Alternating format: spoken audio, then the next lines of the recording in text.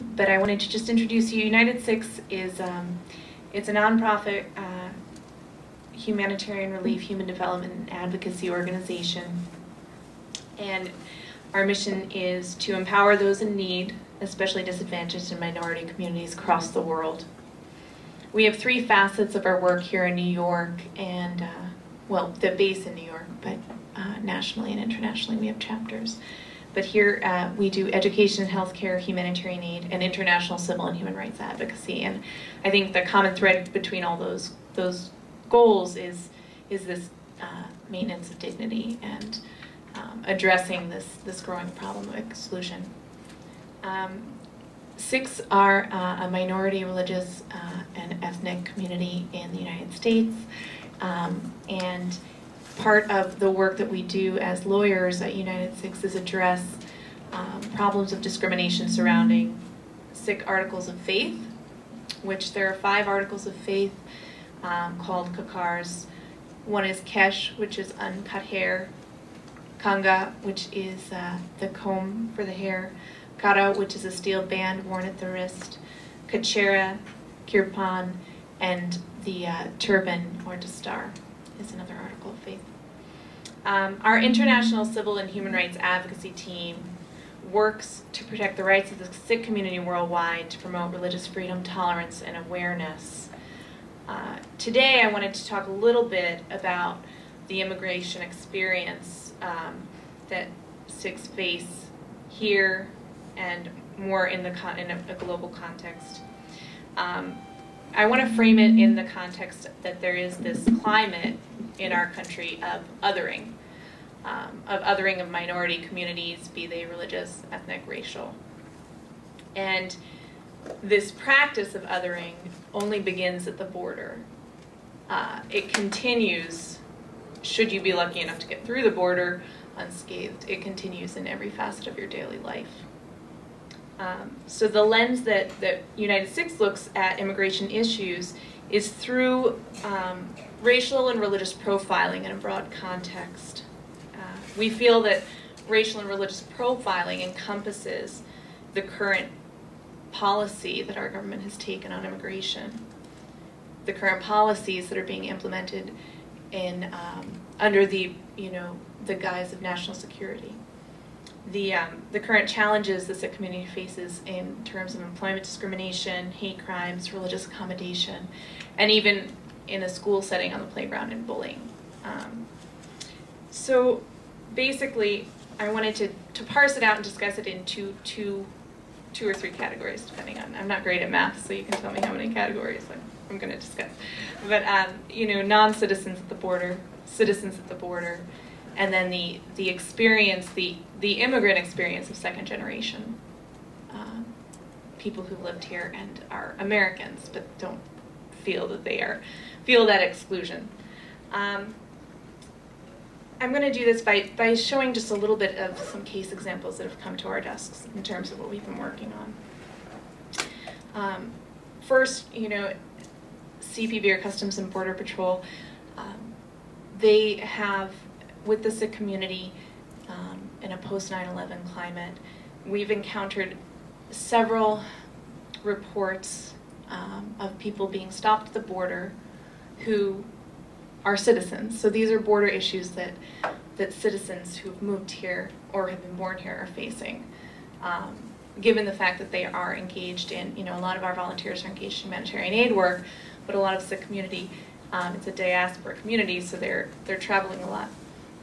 But at the border, there's, keep in mind, for every one case study I discuss here, this is why I'm pretty loud in general, so this is why mics don't really work for me. But if you can't hear me, just let me know. For every one instance, it's just a representative of a large kind of epidemic happening. So, for example, we had a client who called in and reported that at the border, there's this line of inappropriate questioning increasingly that CPB officers are taking. And it's largely because of either where you're traveling to, where you're traveling from, or less overtly, on policies, but what you look like and what articles of faith you're wearing. And some of the questions, for instance, that colleagues of mine have been asked, or clients who've called us, how many gods do you believe in? Who do you pray to? And the questions, there's just 2 examples, and I'm not going to go into very long because I have a lot to discuss, but in addition to, those questions are not necessarily appropriate for CPB officers to be inquiring into, and when you combine that with an unreasonable delay, and you compare that to the experience of other Americans trying to get back home, you can see that this problem is pretty serious. The next border issue that I deal with for citizens is in the context of national security, airport security, and the disparate treatment that those wearing external religious articles of faith are now encountering, which really inhibits freedom of movement. I have just a handout I can hand out.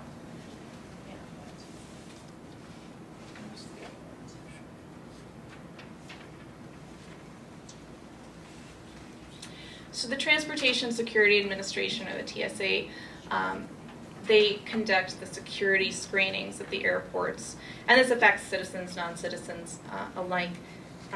And you'll see the progression on this chart. I'm not going to go into too much detail, but what it results in is a disparate impact on a minority population because of their religious identity, or minority populations because of their religious identity. And the current security measures that they're taking are not really ameliorating the problem, they're exacerbating it. So if you review that chart, you'll see. I want to just take a few little more case studies.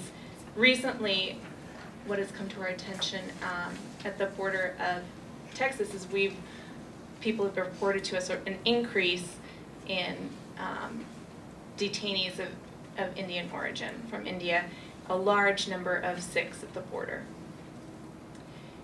We don't have a lot of information yet. We actually have a group of volunteers planning a site visit shortly.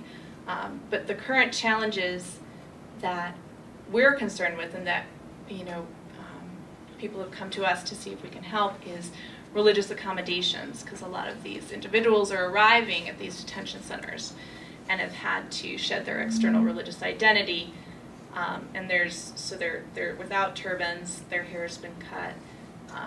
There's not, at the southern border, a lot of familiarity with Punjabi or Sikh religious text, and so we're trying to work with governmental agencies to make sure that these detainees' needs are met, because there's not an indication that this influx will slow down. So the next concern for a group, I think the number was potentially 1,600 at 2 different detention centers in Texas. We're concerned about the circumstances of why they left and the circumstances of where they're going after. We're really trying to ascertain,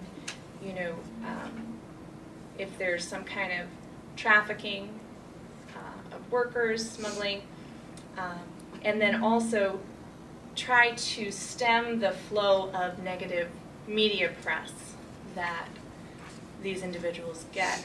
For instance, there was an article right after we found out that Sikhs were being put in these detention centers at the southern border of Texas and had very limited language access. There was an article in, I think, the LA Times that was saying that, well, terrorists can dress up as Sikhs to get in now at the southern border.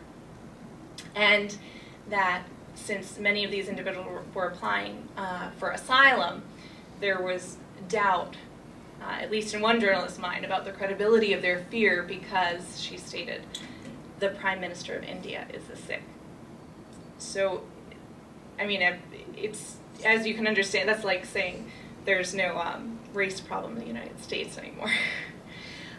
So these are some really serious concerns that we're trying to address, and it kind of intersects with detention rights and prisoners' rights. Really do intersect in the context of religious accommodation, and especially with increasing federal and local law enforcement collaboration. We had a case of a detainee whose head was forcibly shaved, his face was forcibly shaved, his turban was removed, who suffered and did not receive adequate treatment for the resulting severe depression.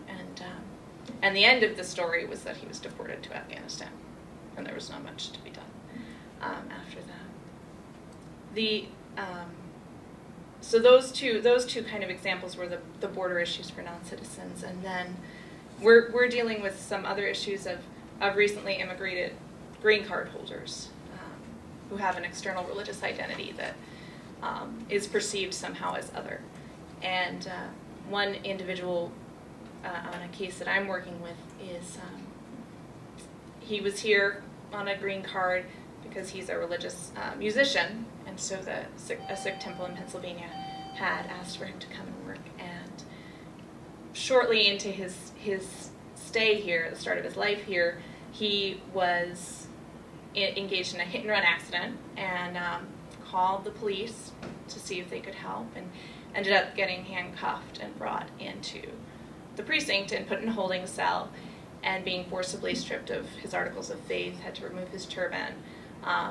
They actually desecrated one of the articles of faith and never returned the other. And all of this while there was no kind of language access happening at all. So this is another kind of challenge of the immigrant experience, even outside of these very dire border issues we're facing. And then it kind of, all of these ripple effects permeate a lot of different facets of people's lives, and the second generation implications of this governmentally endorsed climate of othering that is taking place in the United States is really apparent in the increasing calls we're getting from young people who maintain their external religious identity, are American, they were born here, and are not being able to meaningfully engage in the full American life as other people would because of, many reasons, but because of, for one instance, there's these appearance code policies at schools, and one student I was working with, he was denied admission to a school because he wouldn't shave in adherence to a grooming policy.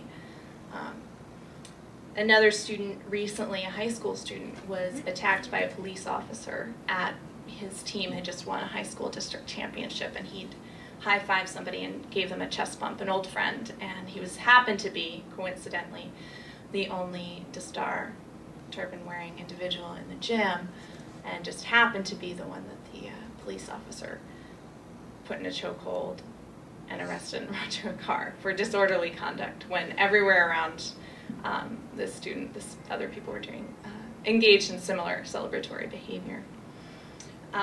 So what is the result of a climate in which minority groups and groups with minority external religious identities feel othered, excluded in this way? The result leads to not only dignity depriving incidences in where you're falsely arrested, your articles of faith are forcibly removed, but it leads to hate crimes. And I'm sure you've all heard, last week in Sacramento, 2 Sikh elderly gentlemen were shot just taking their afternoon walk, and they were both wore turbans and beards, and one of them had just more recently arrived from Libya, and it's a really disturbing climate that these minority groups are facing. I want to turn it over a little bit to Hansdeep to kind of talk about these cases in a broader international context.